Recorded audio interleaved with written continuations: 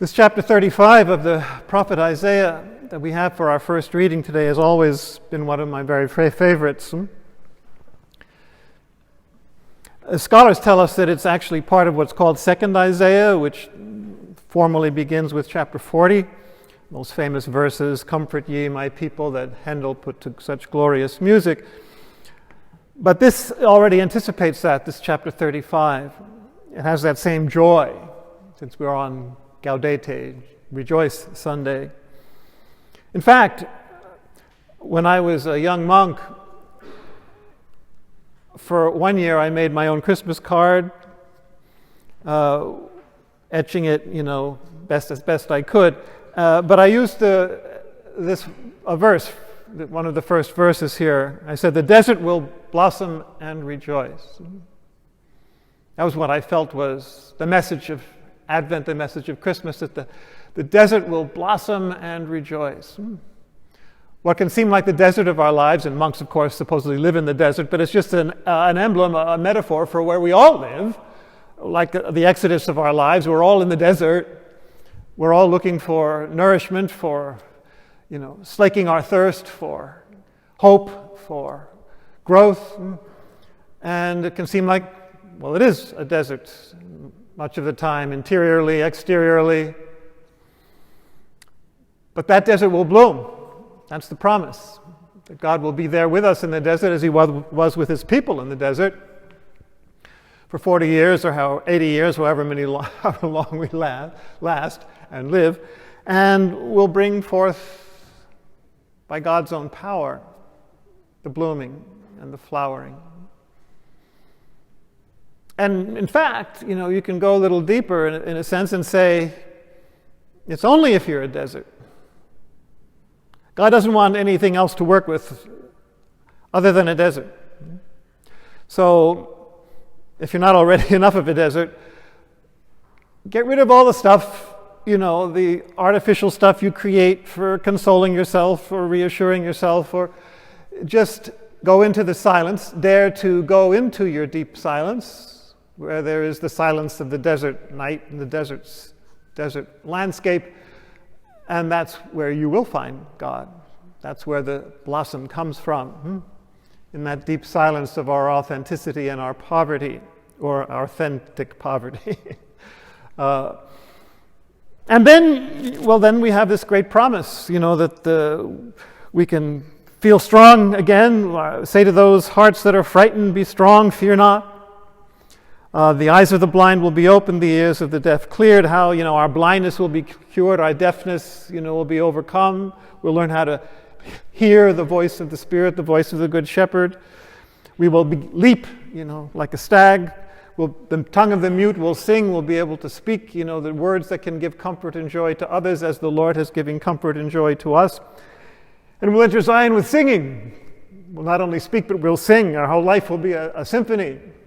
We'll be singing constantly, whether in silence or in voice, and everlasting joy will be upon our heads. So you notice that this is the passage that Jesus himself quotes in today's gospel. This is really, really important.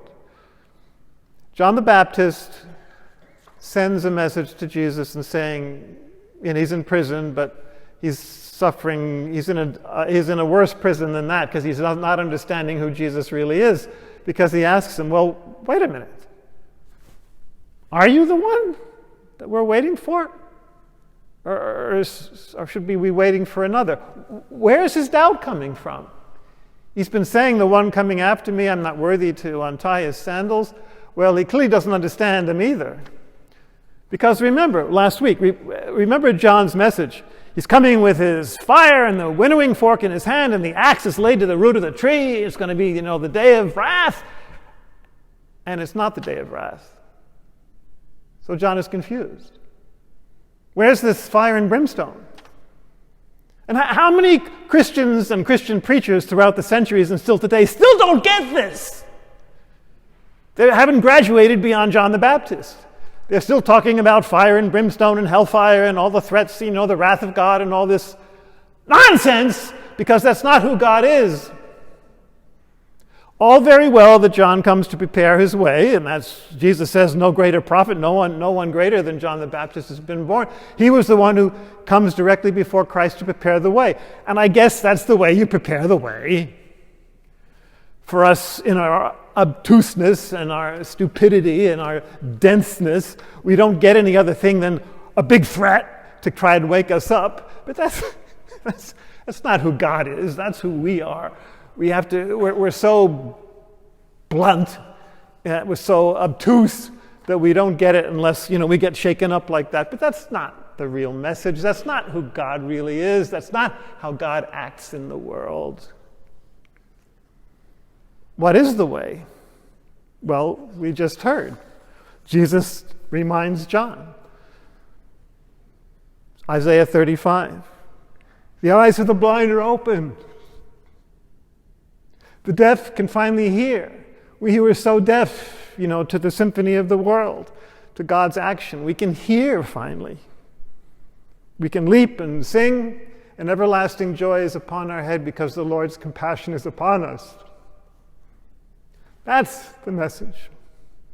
That's who God is. And that's why Jesus ends by saying, and blessed is the one who's not scandalized by this, by me. Ego wants, revenge. Ego wants, to feel superior. But all we can do is be a desert. We're all equal. We're all just the desert. And how wonderful that is, because that's the only place God can work.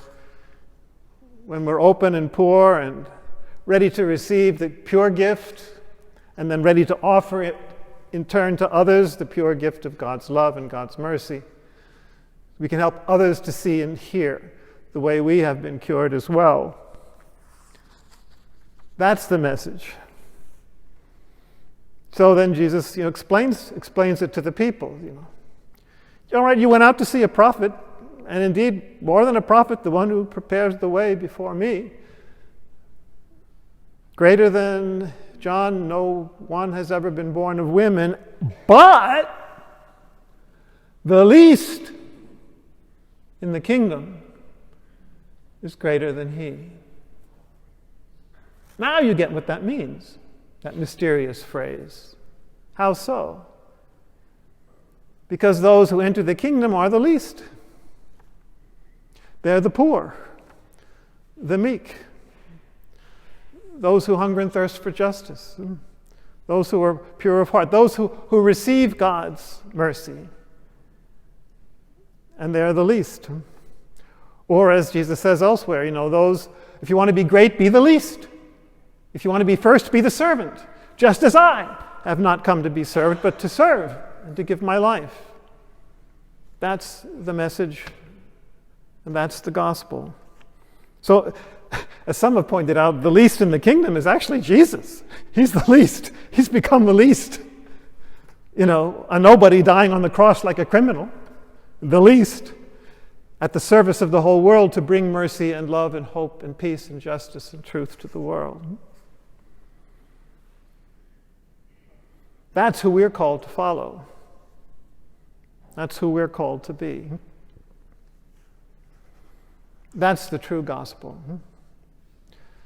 And I don't think we've really understood that too well across 2,000 years, do you? Is this what we really preach? Is this what we really radiate and exemplify? But this is the secret to rejoicing, everlasting joy to be upon our heads. Because who could not rejoice in this? We don't need merit. We don't need any stature. All we need to be is a desert. All we need to be is the least. And God's love and joy pours forth into us because God is the least. You don't see God, asserting himself all over the world, do you? The atheists say, well, where's God? Well, he's the least. He's in the deepest heart of reality, in the deepest heart of the poor and the needy, opening their eyes and opening their ears to the silent eloquence and the dark light of God's presence and God's mercy pouring into us. That's joy. And that's how we can rejoice in the Lord always. That's the verse from St. Paul, Philippians. That's Philippians 4. That's the entrance antiphon traditionally for today's Sunday. Gaudete in Domino semper. Rejoice in the Lord always. Always. How can you rejoice always? Some people can't even rejoice at all. How can we rejoice always? This is how. Because no matter what we're suffering, what we're going through, how poor we feel, how lost, that's exactly where we find God. God is always there. Always there, pouring His mercy and love, His sweetness and His joy, His hope, His mercy into our hearts. Precisely in the desert. So no matter what we're going through, God's love and peace and joy are there. That's God's flavor. That's the tone of reality itself. When you really get down to it, when you really open yourself up to it, reality is joy. Not because everything is always fine. Well, actually, yes, everything is always fine because God's loving presence and mercy and joy and encouragement and hope are always there. We may not be, but God is. So if we're empty enough to be the desert, and courageous enough and humble enough to be the desert, the pure openness to the pure openness of God, that's when we can experience God's life and love, which is joy. And remember, that was Jesus' final promise to us at the Last Supper. Remember the Gospel of John? I will see you again, and your hearts will rejoice with a joy that no one can take from you. Have we tasted that? Are we enough of a desert? Do we understand the gospel message clearly enough to have the courage to be a desert, to be what we really are? Because that's when God's superabundant love and joy can enter into us to make us see and hear and leap and sing again. And then we can spread that message. We can sing that message. We can be that message to the world. That's the real gospel. John didn't really understand it at first. Neither did we. So let's understand it now.